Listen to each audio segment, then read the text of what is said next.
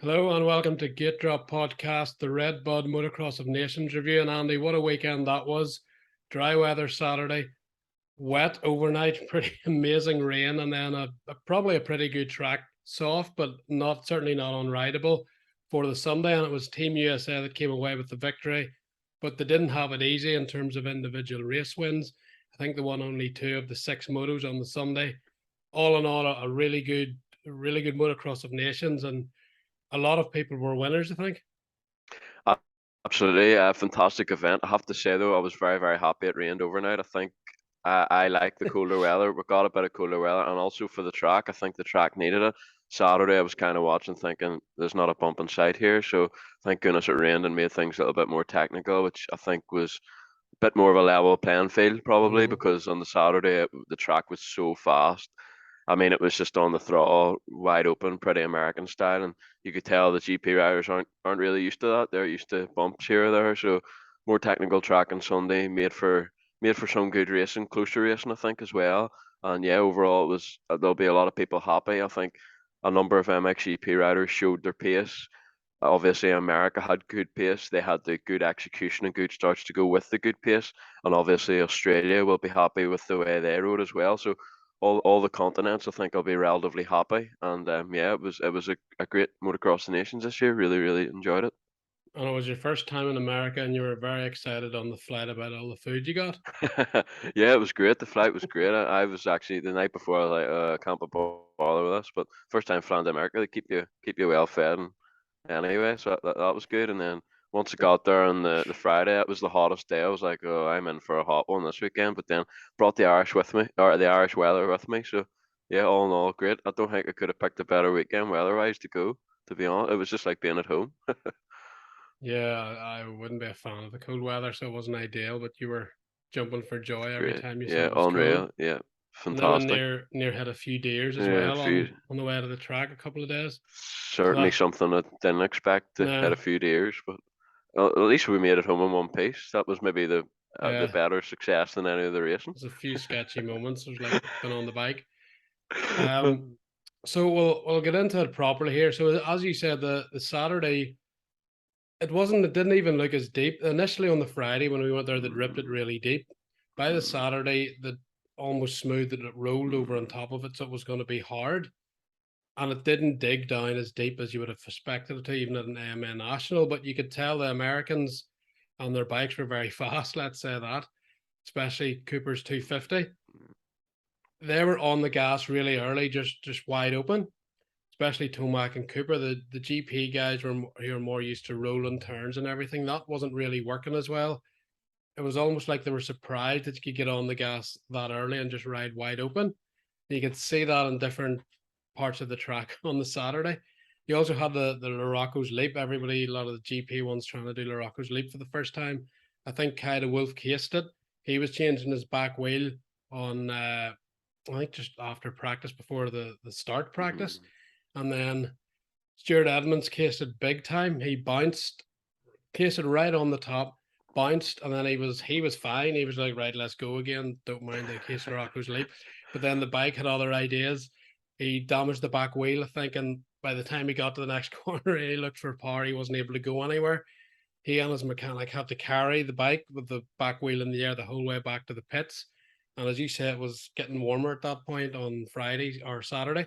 So it wasn't ideal for him. He had to put a lot of effort in just getting his bike back.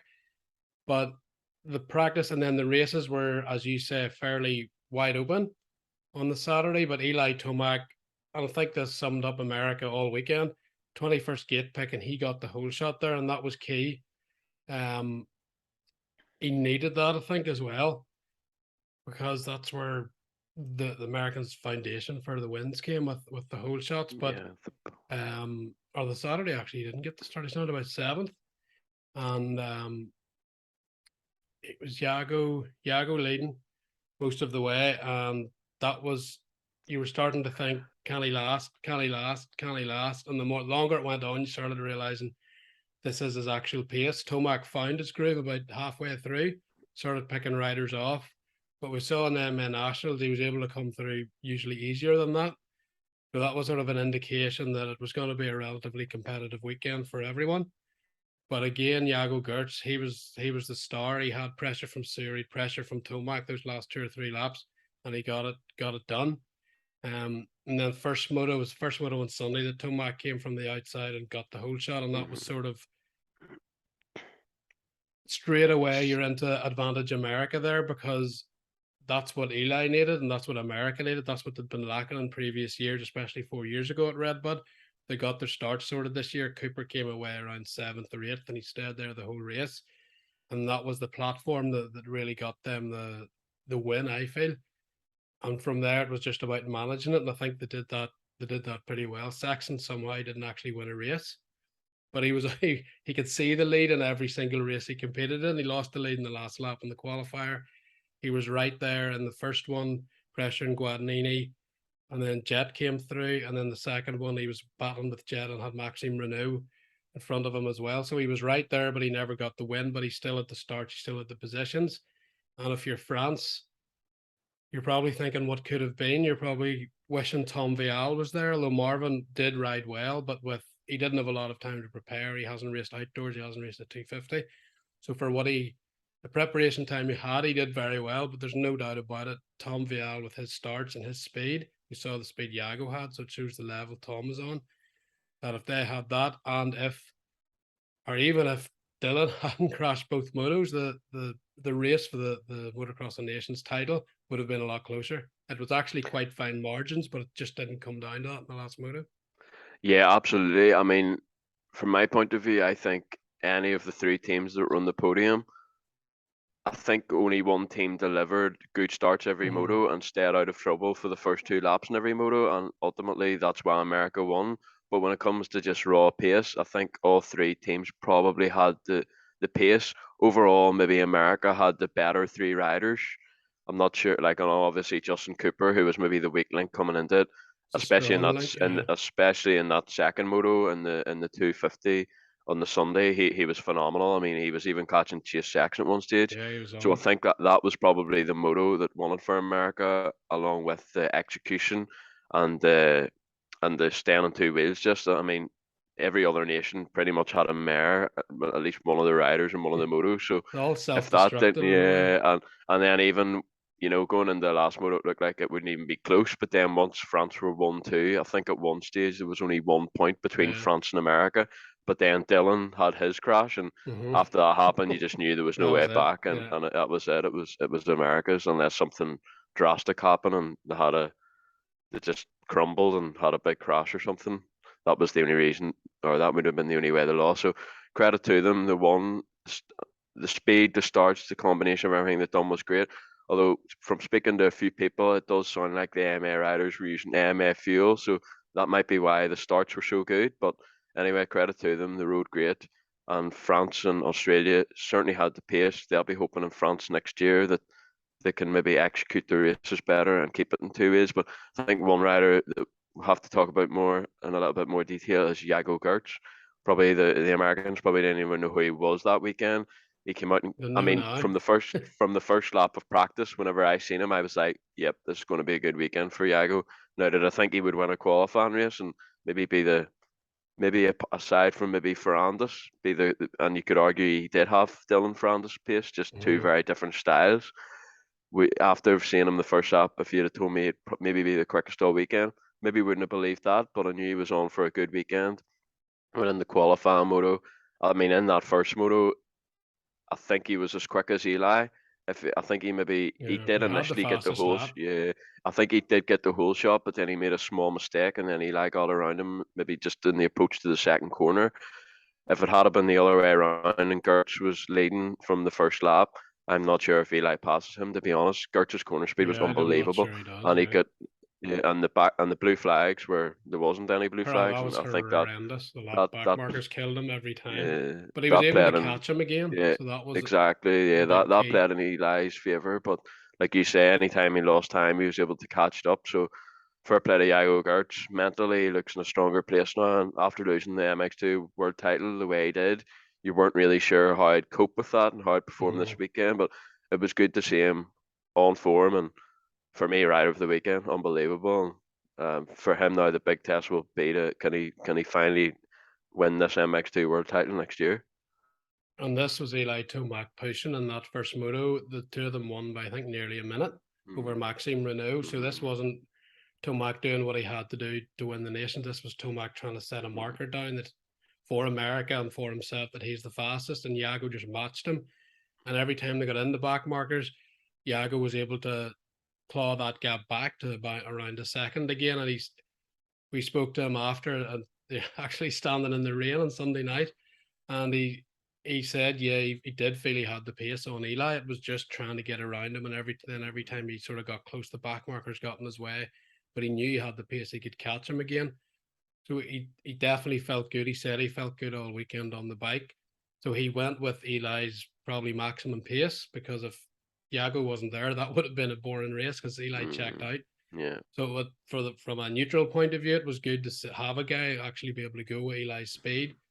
And Jago, I think, opened a lot of eyes. It's just a shame. I think he crashed twice in the first lap in the third moto. And if he hadn't done that, I think he'd have been in the mix with Renault, Ferrandis, Sexton, and Jet Lawrence. And I think that Jet Lawrence Jago Garch battle was the one thing that was maybe missing from the weekend because of that crash. But we'll go on to Jet now, actually. Very like Jago, very in control, amazing style on a bike. And he didn't have the crash, so he won his class. And just the poise he had, even in battles. A lot of the times he was third in a three-way battle for the lead, but he was patient.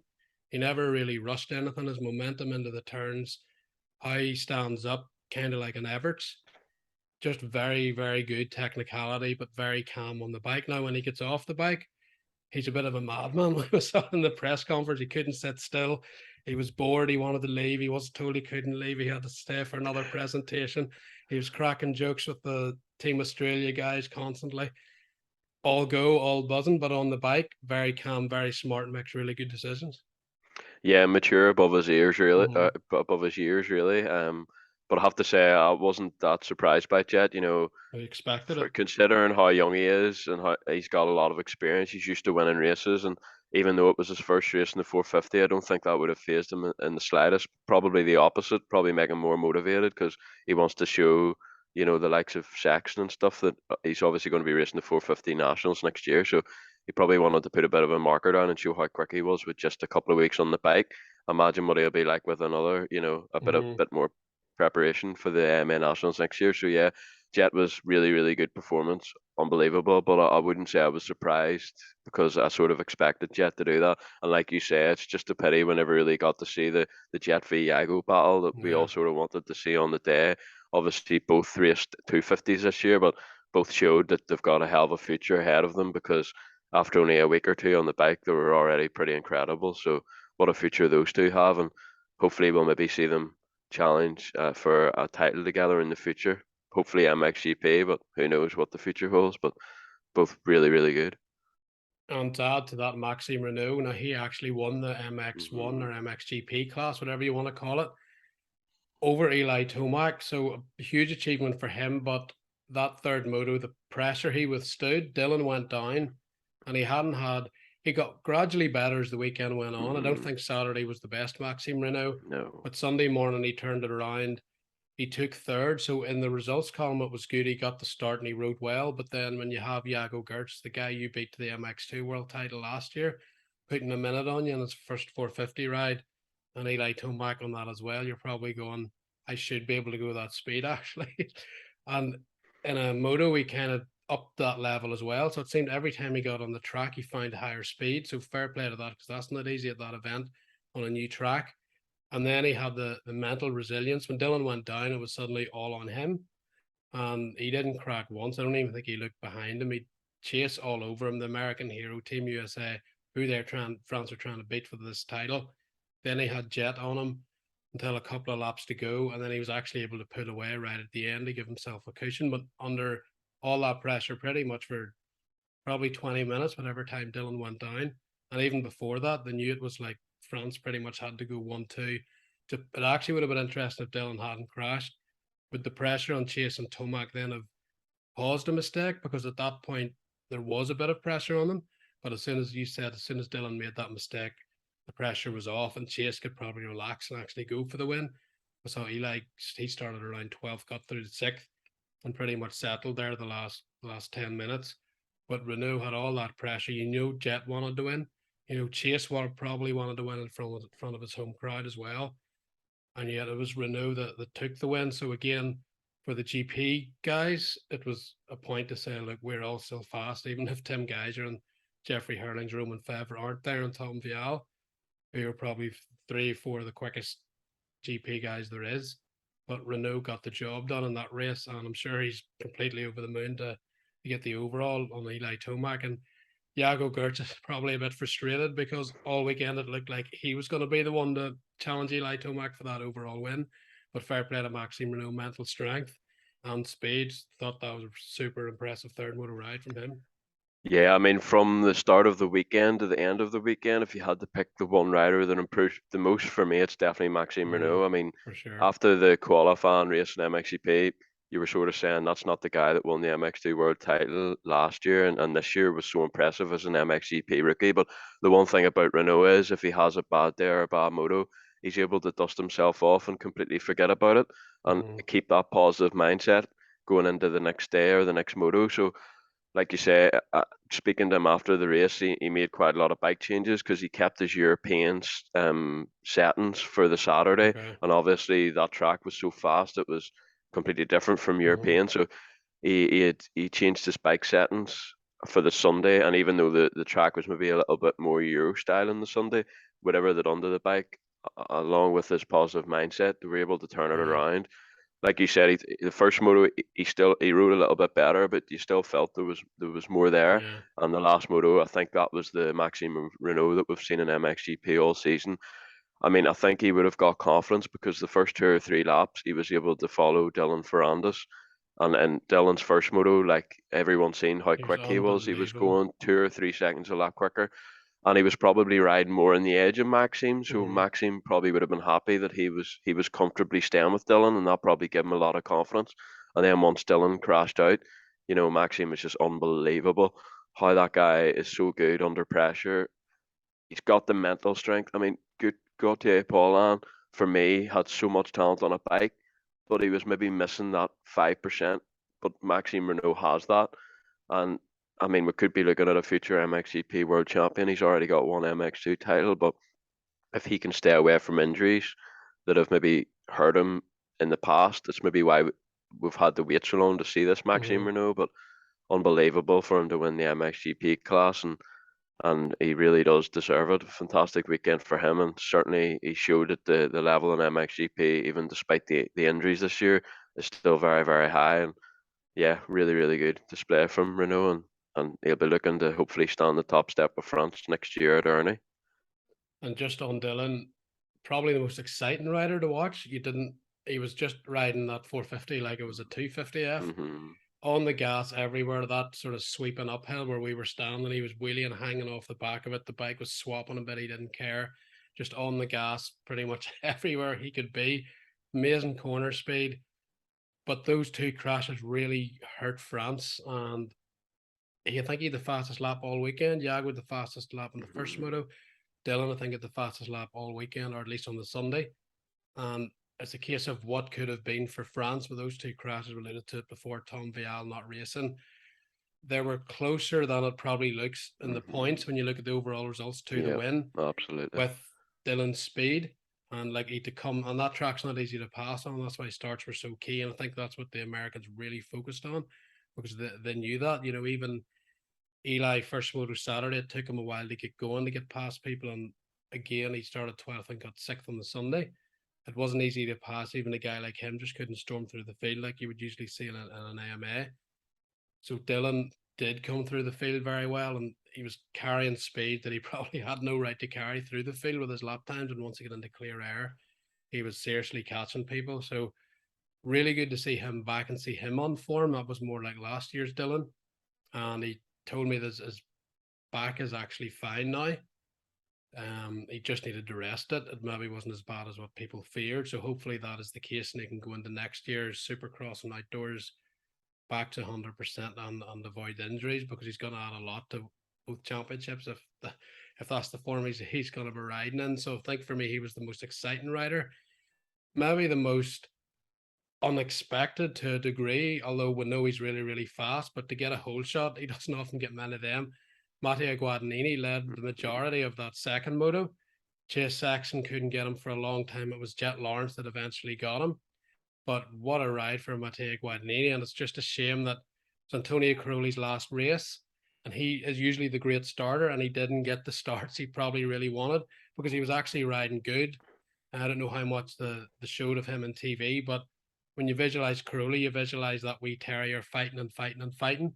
And he was doing that both motos. He had to come through the field. I think he crashed second one maybe as well when he was moving up, and he ended up actually behind Tomac. And you could see he wanted to go with Tomac through the field, but he got caught then behind. Tomac got around guys, and then Caroli couldn't get them quick enough.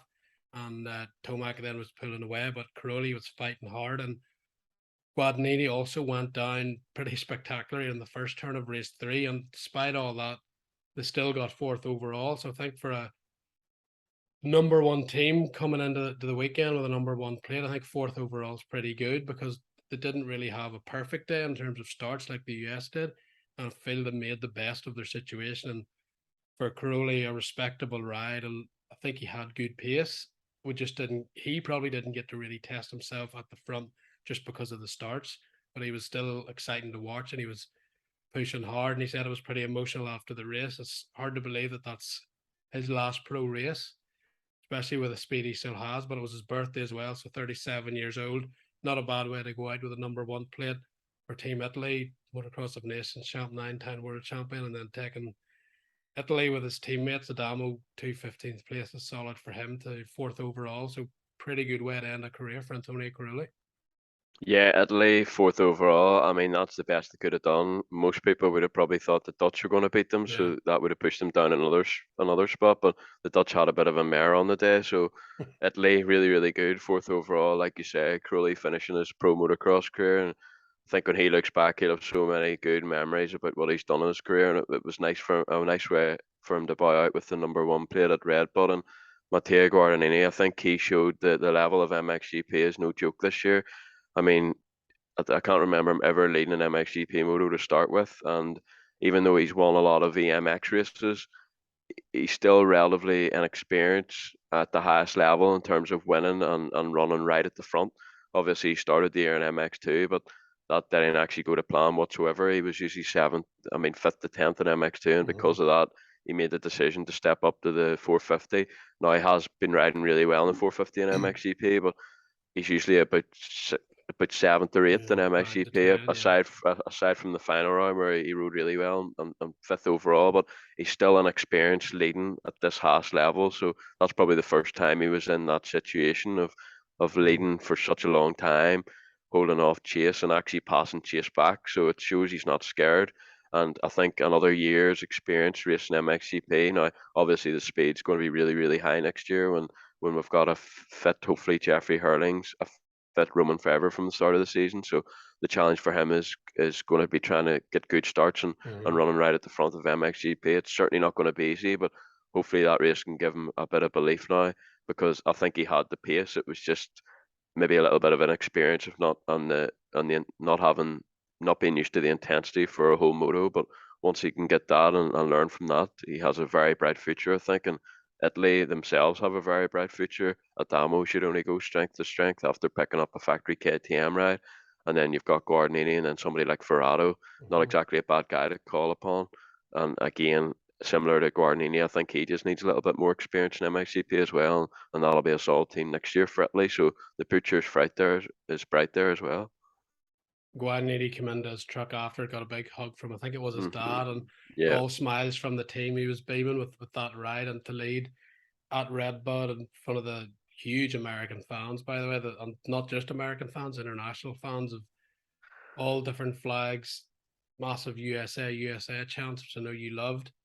And the atmosphere was fantastic, especially for that first moto, that fireworks after the national anthem. So that whole side of it's probably the first big destinations since COVID, and it probably couldn't have went any better. The place was packed. There wasn't much spare grass to be seen. We had a few showers, but they weren't that long lasting during the races. So I think weather-wise they got quite lucky, because the rain when we were in press the conference. when we walked into the track was mega, and at the press conference you'd have thought the tent was going to collapse, and with the way the rain was coming down, it was unbelievable. Even the riders were all near stopped looking up at the tent. It was crazy rain, so we managed to miss all that, which was good. Just on Belgium there, we've spoke about Jago, how impressive he was, but Liam Everett's very impressive as well. I think at one point he was actually catching De Wolf, and De Wolf was going in the first moto, and De Wolf was slightly catching Justin Cooper, and Hunter was going the sort of that same speed as well. Now Liam said he wasn't totally happy with how he was riding, but that maybe shows the level of expectation and belief he has in himself now, because I thought his riding was really good. I think he crashed in that moto, so that didn't reflect quite show the speed he had, and then he had to come through the field again the second moto. As you said, the GP guys didn't really get the starts to really run with Hunter or Cooper. Hunter, for Australia, that crash in that second moto was quite costly, because that was the one where Cooper was maybe rode his best race all season. He was phenomenal that race, and that was the one Hunter needed to stay with him in. And Hunter rode well. I think he crashed twice, maybe still come back to 10th. The pace was there. As for Australia, though, that was a 5-point margin. I think over MXoN. Cooper gained a lot of points there as well. And it was that moto that really gave USA the platform and almost a security going into that third moto, where they could have probably afforded to drop a bad result from Chase or Eli to get the win. So Cooper was really, really good.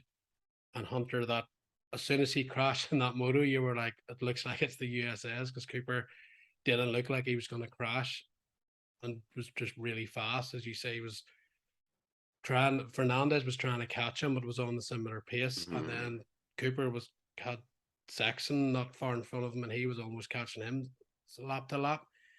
And it was a pretty impressive ride from Justin Cooper. And I think for me, he was probably the star of the show. I know they had to drop one of his results, but he won his class, the only rider to win his class.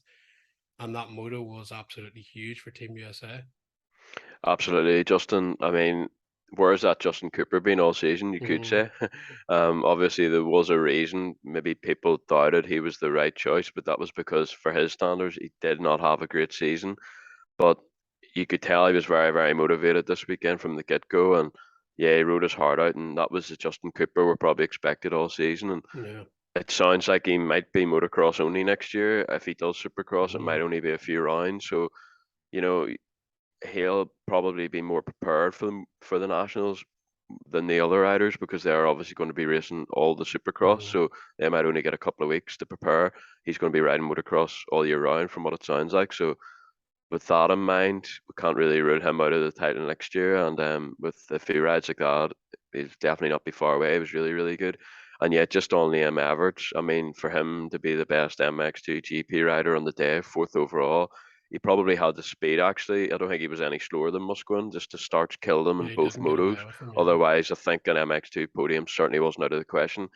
Don't think too many people, myself included, would have predicted that before the moto. So actually a surprise to see him slightly disappointed, because I thought he rode really, really well. And like you say, even though Justin Cooper was unbelievable in that second moto, that first moto, I mean, De Wolf and probably Everts had his pace. De Wolf was catching him slightly, but Wolf was again, riding starts good. weren't good. Yeah. Starts weren't good, and he had to come from too far behind, and he was never going to catch that gap up. It was just too big, full stop. But he done well to bridge it a little bit. And Liam, to his credit, was riding on the pace probably of Cooper and De Wolf, because, like you say, he was at times he was catching De Wolf as well. So. And then Simon Lagenfelder's another one all weekend. You were kind of scratching your head. This is not Where the was real he? Lagenfelder who's been Yeah. riding. But then on the Sunday, he did turn it around compared to the Saturday. The Saturday, he didn't ride good at all. But again, similar story. Starts weren't good. I think he had to come from dead last in one of them. And it was either 10th or 11th he got back to. So at least he was able to show that he has got pace. And probably the conditions helped on the Sunday too, because the track was so fast on Saturday. A lot of those guys aren't used to just being on the throttle on the rev limiter. So yeah, it was good to see the MXGP guys did have pace on the Sunday. And if starts had been better, who knows? But credit to Justin Cooper, especially in that second moto, he was unbelievable. He was hauling, like you say, he was probably the difference on the day for a comfortable USA victory. So credit to him.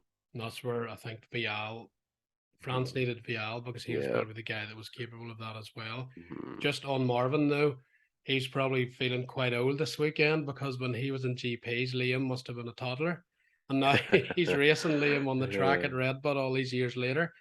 And I was speaking to Roger DeCoster as well, and he was surprised at how quick Liam is already. I think that was his first time seeing Liam in person racing. So he's now seen all three generations of Everest racing, which is pretty amazing thing when you think about it, that Liam's been able to get up to that level and go on factory KTM. We should talk about Spain as well. Very good, solid rides. Now, I would say Guillaume Fares was super impressive on the Saturday, and I thought he'd have been able to put in a good result on the Sunday, but it didn't quite happen for him. Despite that, Reuben Fernandez was who by the way, the Americans trying to pronounce the GP riders' names was pretty hilarious at times. Quartararo, Yeah, MotoGP guys, took on. Guadagnini Yeah. became Quattararo at one point, and Fernandez was Ferrandis because he went quickest, and the guy didn't seem to know who Fernandez was, so it had to be Ferrandis, but it was actually Fernandez during the qualify or the time session on the Saturday. But Fernandez rode well. Both motos very solid, and Prado actually rode well as well, but he didn't get the starts, which was probably the most surprising bit. Probably not quite the full Jorge Prado, but a certainly solid, decent, probably eight out of 10 performance. Decent starts. He was kind of on the pace of the front guys, maybe sort of at the back of that, but not far away. And for the season illness injury that he's had, I think Spain will be fairly happy. The only Fares probably thinks he could have maybe got a better result, but he was certainly flying on the Saturday. Really good to see the speed he had. And Spain are, I think, with those three, are going to be good in the future. Kind of like Australia, they've got three good young talents that are only going to get faster from here. And Belgium, don't forget Belgium with the Coonans coming as well. So you're going to have Liam Everts, Jago Garch, both Coonan brothers, and Brent Van Donnick isn't going to be a bad option on a 450 either. So for me, it was almost the changing of the generation at Redbud. You had Caroli's last race, Tomac's last race, probably Marvin's last race. You had Jago Gertz debut on a 450 at 22. You had Jet Lawrence debut on a 450 at 18, 19. Guadagnini, he, as you mentioned, was an MX2 rider this year, stepped up halfway through. So all these guys are coming on. Liam Everts, all the GP guys in MX2 were actually all teenagers. And I think Justin Cooper's approaching mid-20s now, so it just shows you the almost a generational gap there as well. So a lot of good things coming in the future for the likes of Belgium and Spain and Australia. Those guys are all young as well. So I think it was a bit of a moment in time at Redbud to see the last of the elite generation from the last decade or decade and a half. And now it looks like we could sort of see the potential of all these young riders coming. And once the Coonans go for Belgium are going to be a force to be reckoned with again. Absolutely, and of course we can't forget about Jeremy Van Hoorbeek. It was also his last Was, yeah. professional race along with Antonio Crowley, and Van Hoorbeek has had an unbelievable MXGP career.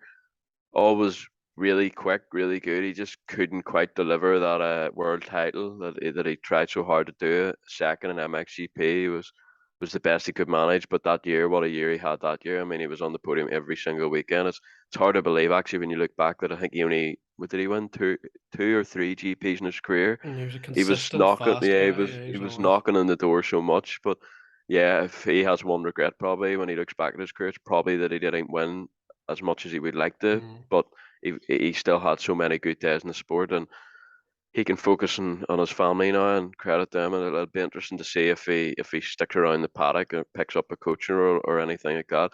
Interestingly, Gute Polam was there helping Team France this weekend. That was a Obviously, he good was move. team captain for many years, and it'll be interesting to see maybe if Belgium look at Van Hoorbeek to do something similar, because I think that was his 10th MX Nations in a row actually.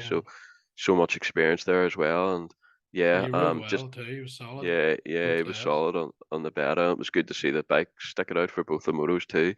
So yeah, really good there, and he can focus on being a dad now and what's to come. It'll be interesting to see. But yeah, just on Spain, I think Reuben Fernandez. I'm getting mixed up Your on the names ads. now. Thanks, commentator. He's got me all confused.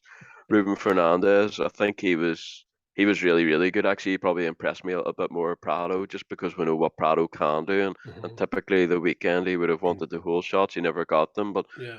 he was still probably better than at a lot of GPs this year. He was a lot more solid, I think, and probably closer times to the front. But Fernandez definitely had the pace. I think it was the first moto. I think the guys ahead of him weren't really putting away that much. So I think he can be happy with his weekend. And Fares, he's definitely one to watch out in the future. especially with that Star Yamaha. He told me in the interview his plans are still up in the air for next year, but from what I believe, he will be on a Star Yamaha racing the motocross only next year. And I mean, he's already showed he's comfortably in the top 10 of the MA National, so give him a full off season focusing on motocross, similar to Cooper probably. He'll maybe be a bit more prepared than the rest of them, although he will obviously be riding Supercross because the goal will be in 2024 to do his rookie Supercross season. So he will probably do a mixture of both, but he has a good career ahead of him as well. And it's good to see, you know, at the start of the year, he was just another fast EMX 250 rider, really. Obviously, he was at the front, but EMX is so close. There's 6 or 7 guys like that. So it's nice to see him get given the opportunity and then show what he can do with the opportunity. So good future ahead for him in Spain as well. I mean, it wouldn't surprise me if Spain win it within the next 5 years, to be honest, because that's 3 really good riders to have, and especially if Prado can rediscover his form from last year and the form that won him 2 MX2 world titles. I don't think they'll be too far away, but next year is a very, very big year for Prado. He certainly needs to be better than what he was this year, and even though he rode well at the Nations, part of him is his head's probably still slightly fried because I mean he was beating Maxime Renault and Jago Garch no problem in MX2, and those guys were a level ahead of him this weekend. So next year it's a big one for your guy, but hopefully he can rediscover that form that's brought him so much success, and he's still really young. Sometimes we do forget that. Yeah, he's only 20, 21 or something, and Yeah. him and Jet, and probably with Jago and Chase Sexton, they were probably the 4 most stylish riders out there on the track. The precision they can ride with, going that speed, is really, really impressive. And I know you were speaking to Chase, and he didn't even rule out coming to GPs in the future, because I feel if there's a guy that can win a world title, it's probably Chase Sexton, because he has that for America.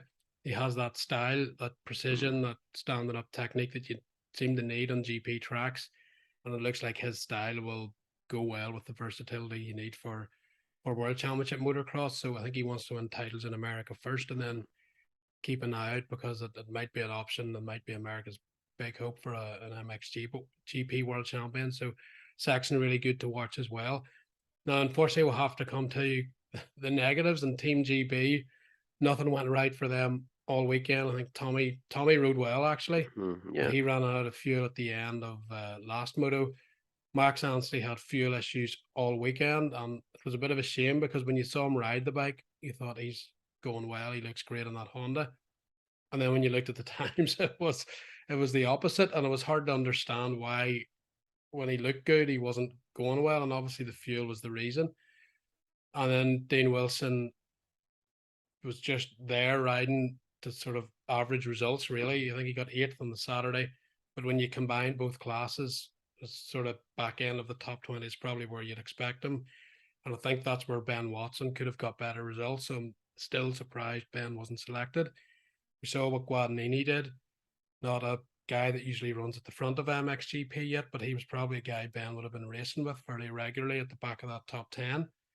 And it shows the speed and the depth MXGP has. I think that was maybe overlooked a wee bit. The 12th in the World Championship for Ben MXoN, and getting top 10s and even near the top 5. That's still really good, and Ben's still really fast. And I think that was a bit of an error for Team GB. I think he would have strengthened the team, but they still actually got 10th overall. So everything that could have went wrong pretty much did, and they still got top 10. So fair play to that for them for that. And then we'll have to talk about Ireland. Probably one of the most frustrating nations to watch Ireland compete at, because all 3 riders were really fast. They arguably should have qualified on Saturday. They missed it by 1.2 points. 1 point, yeah. 1 point, yeah. And that was frustrating, because Martin Barr's bike had an issue at the first or second lap of his race, and we all know he's really quick at Redbud, and he never really got to show it. Come to the B final, Martin had issues again with the bike on the first lap. He was 2 laps down then by the time he got going, and he put in the 3rd fastest lap of the race and was actually quickest on track at one point. So that shows you the level they had, because Stuart Edmonds rode an amazing race. He rode really well on the Saturday as well, actually, for 17th, and a pretty tough class. And then again in the B final, he was making moves and coming through. Got a really good rhythm. Now, that race used to be 30 minutes. So it's only 20 now. And that sort of robbed Stuart of his momentum, because I think the way he was riding, if with another 10 minutes, it might have helped Ireland get even closer to getting in. And John Mayer on the 250, really strong ride. I think he's 16th, I think, on the Saturday, and Yeah, competitive, 17th maybe. very competitive MX2 class, and again top 10 in the B final on the Sunday, and he had pace as well. He was coming on strong and catching the guys in front of him, but the race sort of ended a bit too early for Ireland. And when you combine it with Martin's bike issues, it just wasn't enough to get through. But all three guys had the pace to get through, and it's pretty frustrating. Probably the worst bit is that all did have the pace. If they didn't have the pace, it's easier to accept not qualifying for the F final. But all three, they might even have been the strongest in terms of all three riders to get through in the B final teams anyway.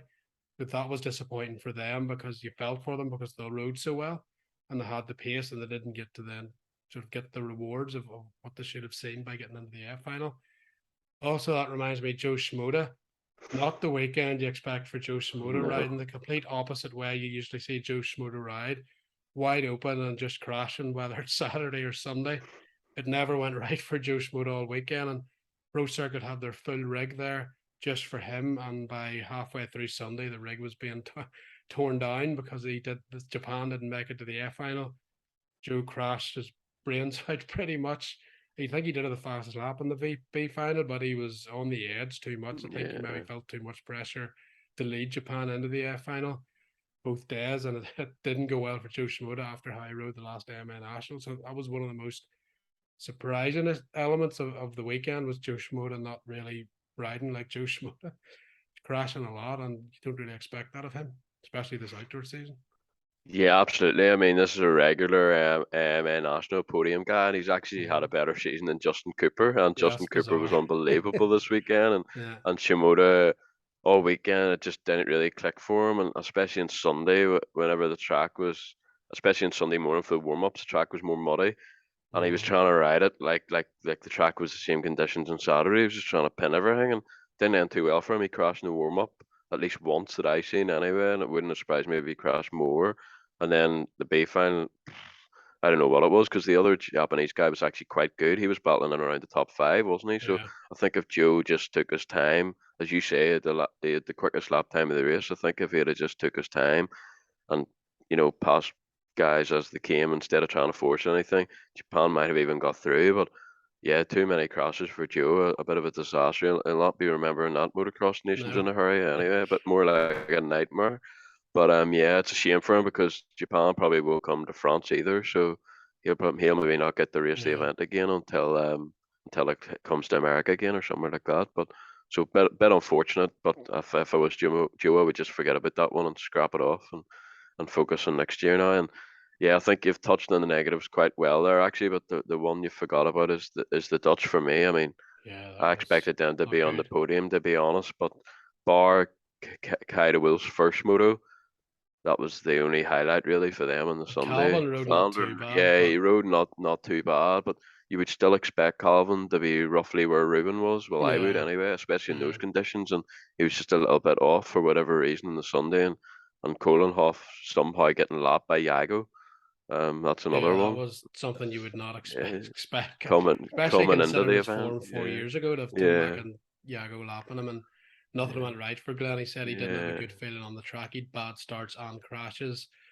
It was kind of a nightmare for Holland, as you said. De Wolf was probably the only guy in that third of his First, first moto yeah. that showed the pace, but then again, he was still coming from the back. It wasn't that he got the Hmm. start to go toe to toe with Cooper and Hunter to really go for that class win, and then again he sort of joined the misery whenever he crashed, and then I think he Yes, got yeah. taken out in his second moto. So it was an all round disaster for the Dutch, and I think that happened a lot with every team. We talked about Dylan; he had two crashes. Hunter. Every team had Hunter at his crash, and then Mitch Evans, who was riding well, good first moto, top five, he crashed in the first lap of the last moto. So Australia and France were the ones that didn't need to crash, and you probably needed a crash from America if America were going to lose it. And of course, the Americans, they did it to perfection, and all the other teams were they were the ones floundering around. It was like everything America had learned in the last 10 years they put into action this weekend in Redbud to get the win. We'll talk now about a couple of other things. So Triumph had a press conference on Saturday, and Mm. they're going to come to MX2, not MXGP yet, MX2 in 2024. Ricky Carmichael's put a lot of time into that bike. And I think maybe they were expecting both classes to come in and to go to America, but there's no announcement yet for AMA racing. So MX2 2024 Triumph seems to be the first step. Triumph getting to the top. I was speaking to Ricky and he said they want to win and the bike can win. So the expectations are very high. And you were speaking to the more senior business guys there as well, and the ambition's huge. So keep an eye on Triumph, because I don't think they're coming here to just mess about. I think they're coming here to win and maybe do something like what KTM have done and be at the front and win world titles. And I'm sure AMS Supercross and Motocross stuff as well. You're not investing in Ricky Carmichael to test a bike to come second. So keep an eye on these guys, because they seem pretty serious, but we haven't seen the bike yet.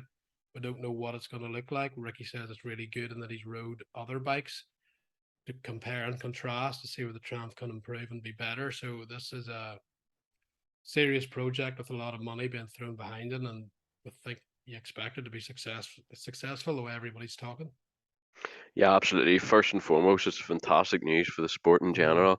I think obviously after COVID and the price of living and everything else escalating, it's nice to have some positive news and Triumph.